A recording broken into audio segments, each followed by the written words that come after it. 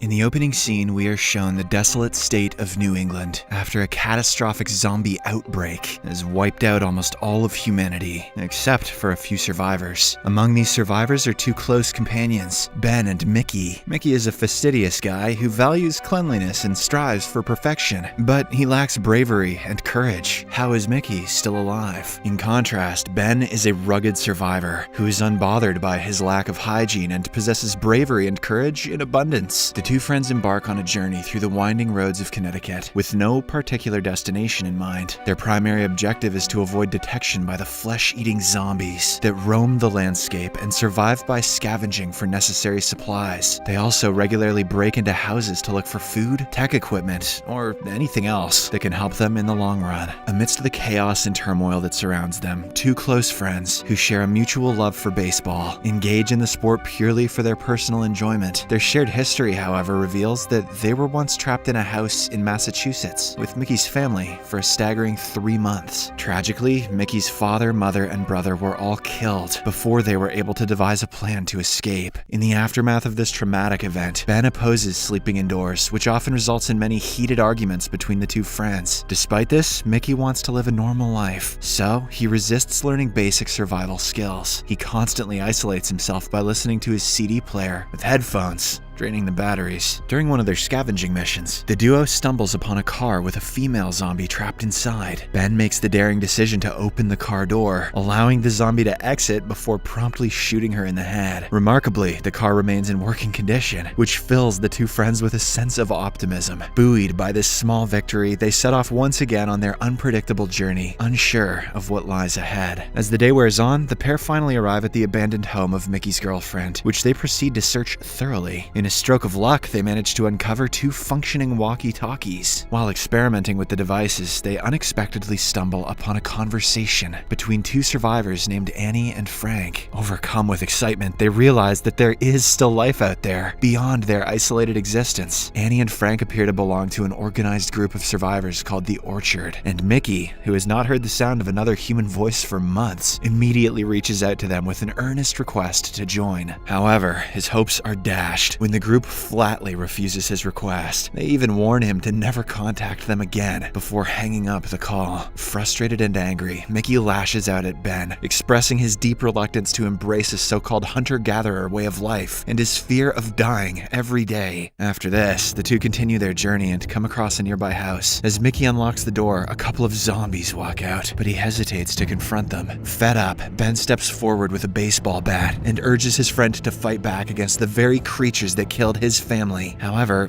Mickey remains adamant on his decision. He explains that these zombies were also once humans, so they don't deserve to die for a second time. But in reality, he's just scared to confront the zombies. Hearing his lame excuses, Ben gives up and the two continue on their journey, facing the uncertain future ahead of them. The next day, they wake up and set off in their travels once again. At one point, Mickey decides to sleep inside the car, while Ben decides to take a shower at a nearby waterfall. While Mickey is resting, a seductive zombie attempts to break through the car window. Mickey initially panics and tries to contact his friend for help, but he eventually finds the zombie attractive and starts to engage in self-pleasure. And people say zombie movies never do anything new. Suddenly, Ben appears from behind and shoots the zombie in the head, splattering everything on the car. He then notices Mickey's behavior and finds it amusing, causing the latter to feel embarrassed. As they continue their journey, they come across a house in the forest, and Mickey suggests that they spend the night inside because he wants to sleep in a bed like a real human. Ben agrees, perhaps to alleviate Mickey's frustration, but he takes away his CD player for the night. That evening, Ben enjoys some drinks, music, and dancing, while Mickey tries to connect with Annie on the walkie-talkie. To his surprise, she responds, but not in the way he wanted. Annie sternly tells him to stay off their channel and stop contacting her group, as the Orchard is not the type of place he is seeking. Early in the morning, Ben becomes alert to a strange sound coming from outside the house. As he goes to investigate, he comes across a zombie that has been tied up near the house. Ben comes up with an idea and releases the zombie into the room where Mickey is sleeping. He then shuts the door and urges his friend to kill it with the baseball bat he left in the room earlier. Despite Mickey's initial fear and screams to open the door, Ben does not give in and instead continues to encourage his friend, assuring him that he can do it. A few moments later,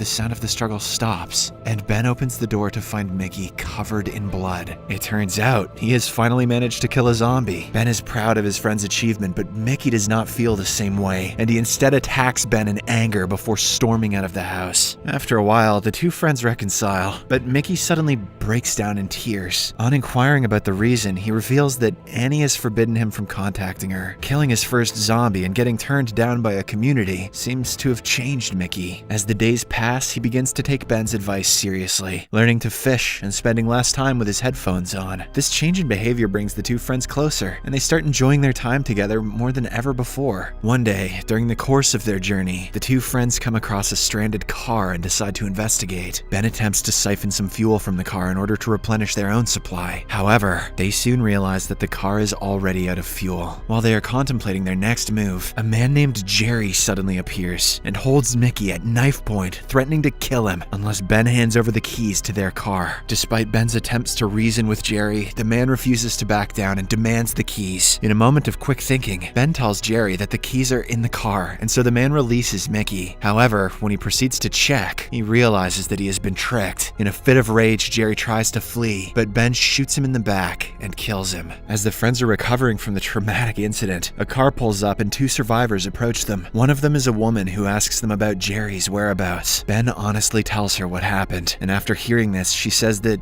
he did the right thing, because the man was actually a thief who had stolen their car. Following this, her companion refuels the abandoned car and prepares to leave. But just before that, Mickey recognizes Annie's voice from the walkie-talkie and calls her name. Turns out she is the woman inside the car. The boys are ecstatic with the discovery. However, the same cannot be said for Annie. Fearing that the Orchard group will be found out and looted, she shoots Ben in the leg. Not only that, she also throws away their car keys into a nearby field so that they cannot pursue her. Now the boys cannot go anywhere as all their supplies are inside the car. In this world, simping gets you killed. As night falls, Mickey and Ben continue to search for the keys, but can't locate them anywhere. Soon, the darkness deepens, so the two friends decide to sleep inside the car, hoping to resume the search in the morning. In the middle of the night, they are suddenly awakened by the putrid smell of zombies that have surrounded their car. Without the keys to start their vehicle, the two friends are trapped inside and unable to flee.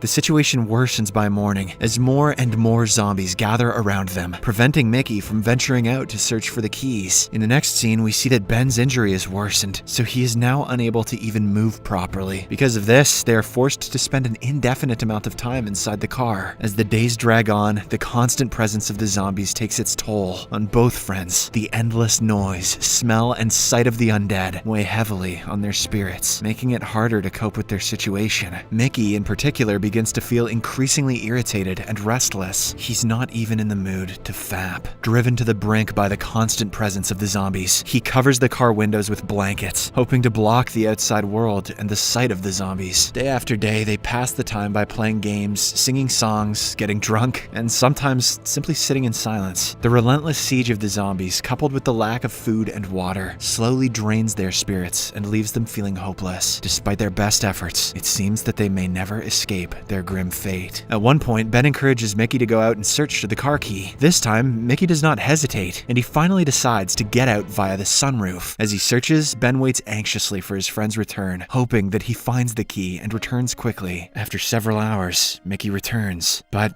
with a deep bite mark on his hand. Ben panics, knowing that the bite could lead to Mickey turning into a zombie and potentially infecting him as well. Hence, despite Mickey's pleas for mercy, Ben is forced to shoot his only friend and kill him. The heart-wrenching scream of anguish that Ben lets out after the fact is a testament to the immense pain and loss that he feels. With Mickey gone, Ben is left all alone in a desolate world overrun by zombies. The weight of the situation bears down on him as he grapples with the decision he had to make. It is clear that he had no other choice but to take Mickey's life, as the potential consequences of not doing so were too dire. The feeling of isolation and loneliness is overwhelming, and it seems that there is no end in sight for Ben as he continues to navigate a harsh and unforgiving post-apocalyptic world. After the tragic death of his friend Mickey, Ben is consumed with anger and thirst for revenge. He blames Annie for Mickey's demise and vows to take her down. To express his hatred and rage, Ben talks to the walkie-talkie and threatens to kill Annie. However, before he can act on his threat. He has to muster up the courage to leave the car that has become his only shelter in this post-apocalyptic hellscape. Ben's recollections of his past, trapped for months in a house, only adds to his anxiety and his apprehension. However, he is determined to take action, even if it means risking his life. According to Ben, he will just put a bullet in his head if his escape plan does not work. But if it does, he will put one in Annie's head. With nothing to lose, Ben takes the plunge and escapes the car. Although he's surrounded by a horde of zombies that shamble behind him, he remains focused on his mission to avenge Mickey's death. He walks down the road, driven by his determination to find and kill Annie. Despite the danger posed by the zombies trailing him, Ben is unstoppable, with a steely resolve to do whatever it takes to complete his mission.